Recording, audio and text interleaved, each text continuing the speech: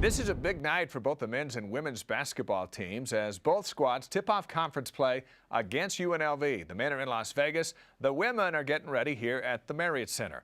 As True Blue's Lakia Holmes reports, BYU will need a big night from point guard Jazmine Foreman to get started in style.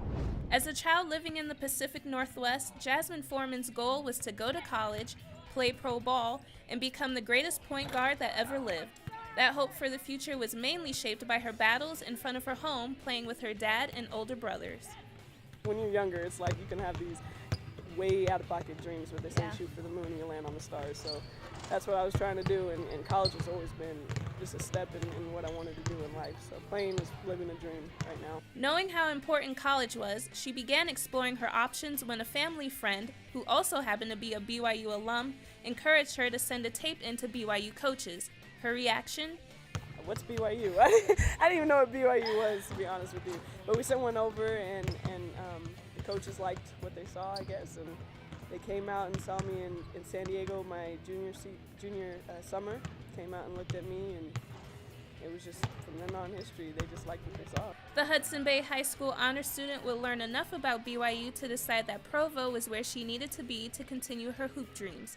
Not the biggest on the team, standing at 5'5", she quickly found herself an asset to the team and says that it's her energy and her ability not to back down from anyone that helps keep them strong. Do you think a lot of that comes from growing up playing with your brothers, kind of that very scrappy, in-your-face, driving down the middle style of play? No question, no question. My brothers gave me no breaks growing up. I mean, one time I remember we were playing in front of the house and I fell, and being a little girl, I'm the youngest too, so I fell down and scraped my knee and wanted to go in the house crying, and one of my brothers said, you go in that house, you can't come back outside.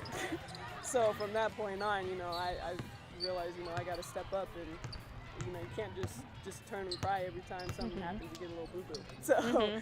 So a lot of that I attribute to my brothers. I mean, most of it. And my dad wasn't easy on me either. He wanted me to pick myself up, and I think that really helped define me off the court too. So I'm thankful for it. With teams like UConn paving the way for women's basketball, Jazmine says there's a lot of respect for the game, especially from people who mean something to it. One of them being late head coach John Wooden, who was once quoted as saying that women were playing some of the best collegiate basketball. Do you think that saying from Coach Wooden adds extra motivation and inspires you more? Oh yeah, I mean, most definitely, because for somebody of that level, that caliber, just to be noticing women's basketball the way that they do, it's just like you never know where it's going to take you. I mean, it took me to BYU, and from here I've gone to Italy and Hawaii and traveled the world and things like that. I mean, when you get recognition like that as a sport, you recognize, basketball can take you a lot of places.